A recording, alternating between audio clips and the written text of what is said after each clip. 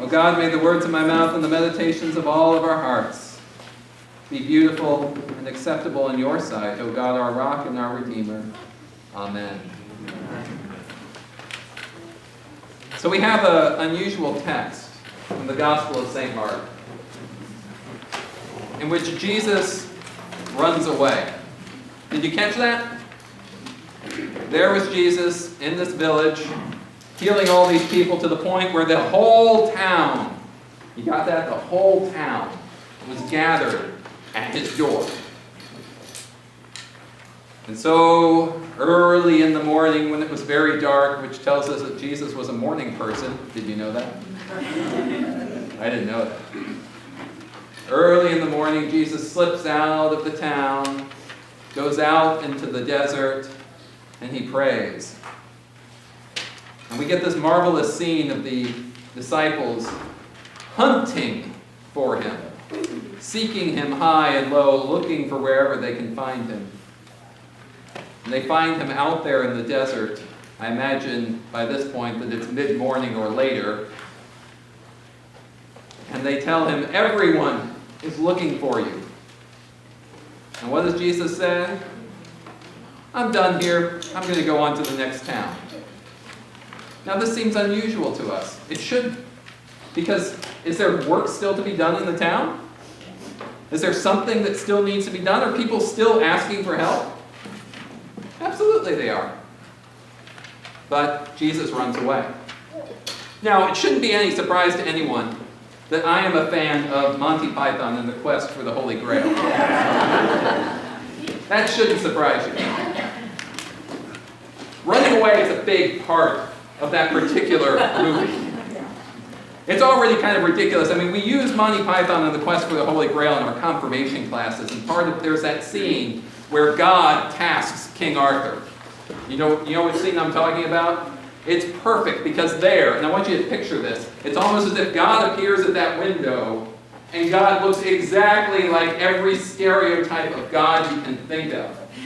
God has a beard, God has a crown, God has a voice like this, or with a slight British accent, but we knew that.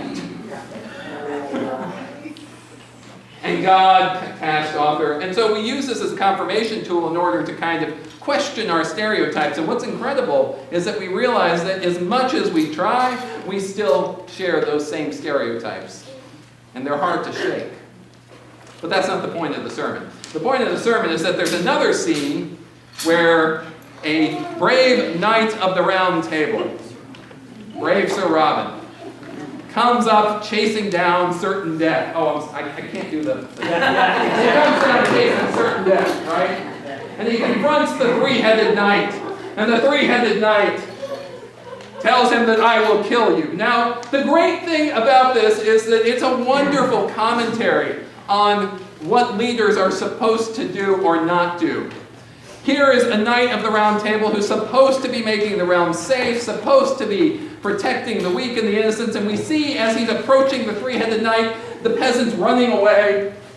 And here's this well-armored knight with his minstrels singing how brave he is and how unafraid he is of certain death. And he comes up across it and he bravely runs away.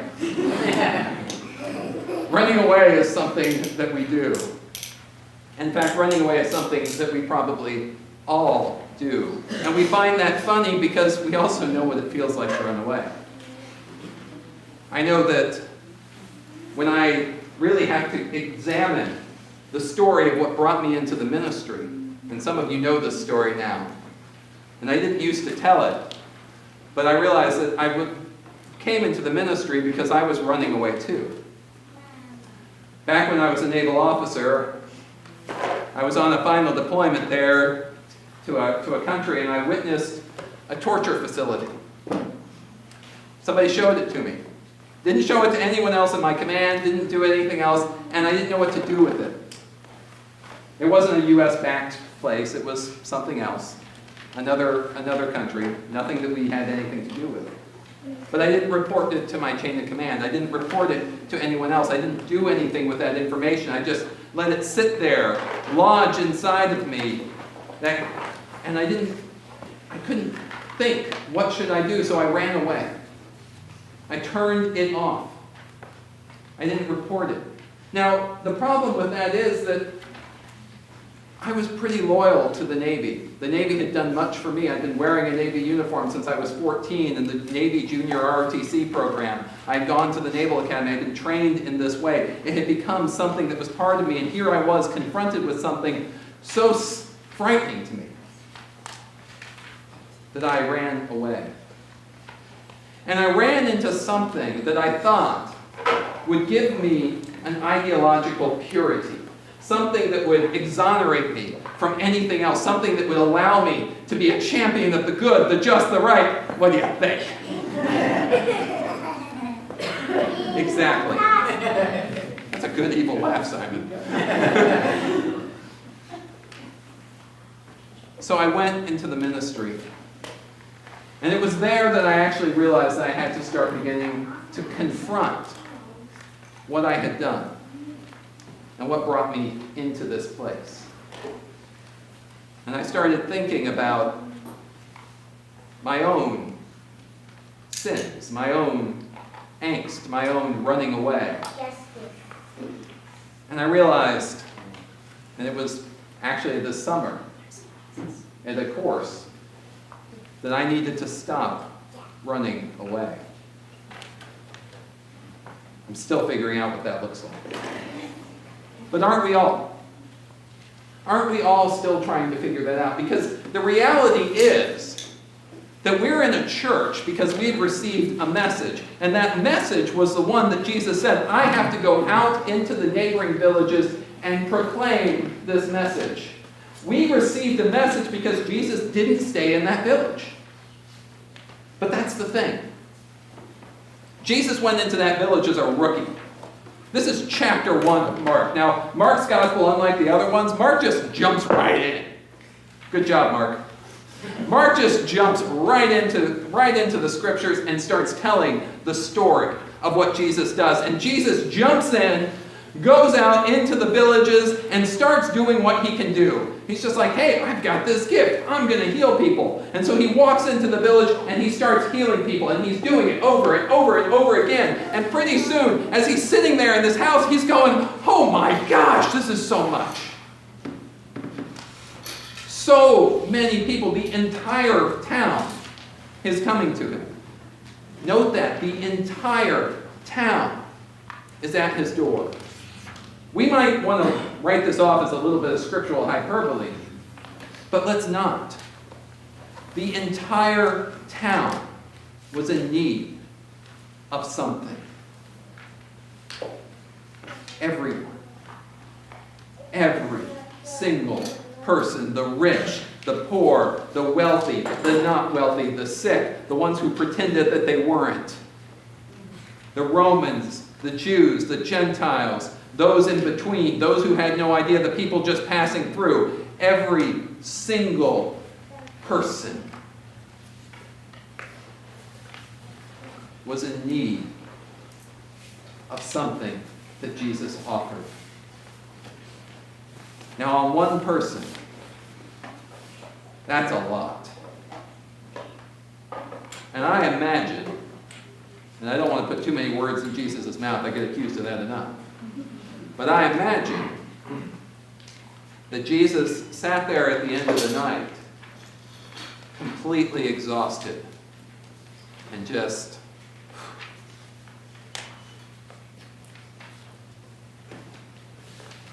and so he went out into the desert. But we know what that complete exhaustion feels like. Right? We know what it feels like because we wake up every morning in a world that is just as in need of healing as that village was. We wake up every morning and we realize that there have been 14 school shootings in the United States year to date. 14. That 96 people on average are killed by gun-related violence, but we don't know what to do about that. We don't. We wake up, just in this month alone, to the stories of Larry Nassar, an Olympic doctor, somebody trusted who abused women. And we don't know what to do with all of that. And we're grateful to a judge who allowed their story to be told one and again, over and over again, to the point where the accused, now judged, said, please stop this, I can't stand it. And she says, but you did it, you're going to have to hear it. But we still don't know what to do because, as the Me Too movement has revealed, those stories are all too common. We wake up every morning, whether we wake up in the wee hours of the morning or 11 o'clock in the morning, whatever it is that you are, no judgments about whether you're morning or night people. We wake up every morning and we hear things that are coming to us about poverty, about racism, about injustice, about war, about refugees seeking a place, about immigrants hoping not to be torn apart from their families and deported, and we don't know what to do about it. We don't know. Even with immigration, when we look at immigration, we realize that the only thing we can do right now in this country is react. Because we don't have enough power to take on and change the policies and the systems.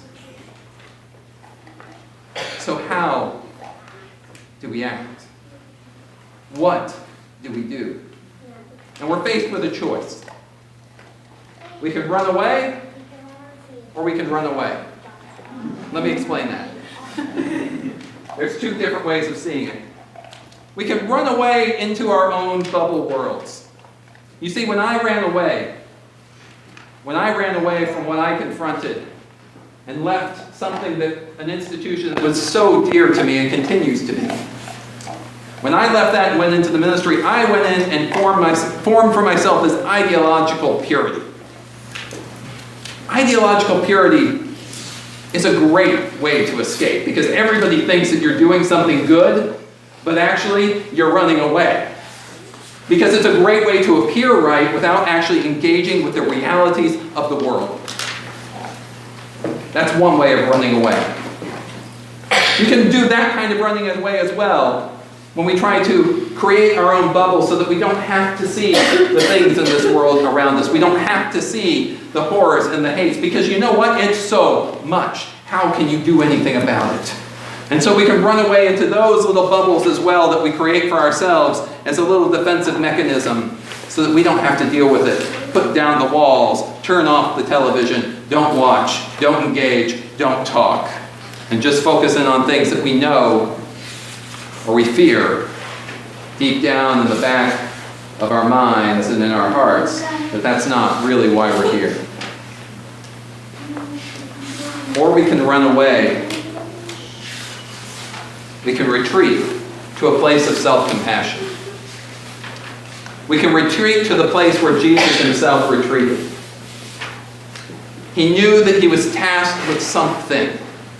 He knew that he had a message that needed to be shared. He knew that he had a gift. But he also knew that he needed to go back, respect that he himself was loved and worthy of love, that he himself was tasked with something. He stepped back from everything, went into a place of prayer, took that moment to be still, and allowed himself to think through what all of the things in front of him were, and then let something shine out and do something. He stepped back, he reflected, and he thought. Now, part of the reason that we might be afraid of that is exactly what James Baldwin was talking about. One of the ways of that kind of escape, and I'm not saying that that side of the church is bad, but one of the ways of that kind of escape, sorry Kathleen, is less than ideal. Is that it allows us to cling on to false structures or even hates. And one of the reasons that we hate is because once we stop hating, all we see is pain. And so much of what we do, so much of what we see, so much of what we hold on to is painful.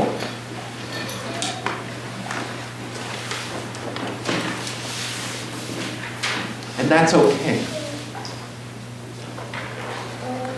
That's okay. And I'm saying that about what's going on right now as well as what we're all facing.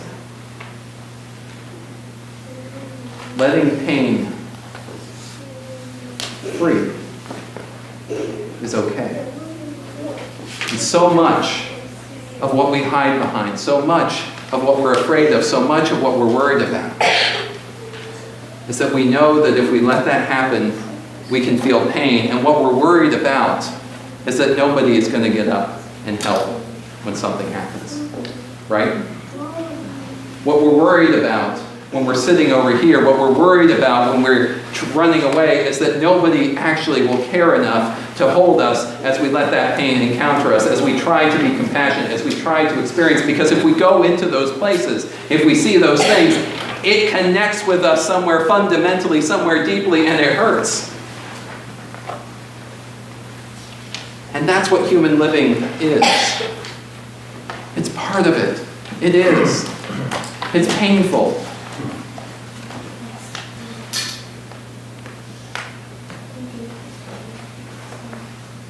But it can also be beautiful.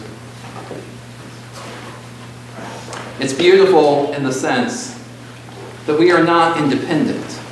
We are not islands. We are not rocks. We are not on our own in this world. There's a narrative that tells us we should be. We are interdependent.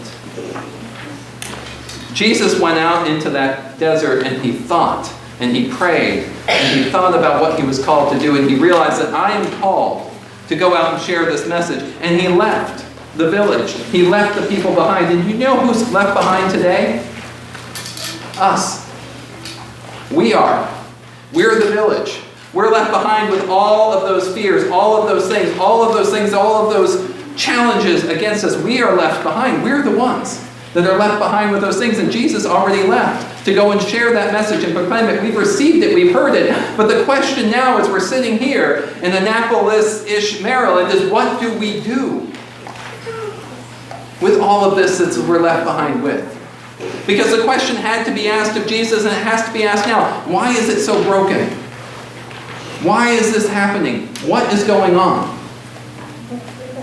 I'm sure Jesus went into that village with this rookie zeal, not realizing how broken things were. And once he realized it, it was overwhelming.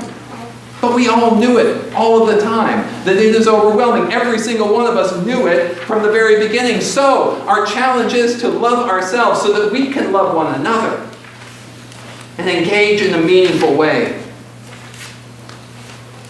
to change our communities and our world. That's our call. That's our challenge. That's what it means. Now, think about that for a moment, if you will.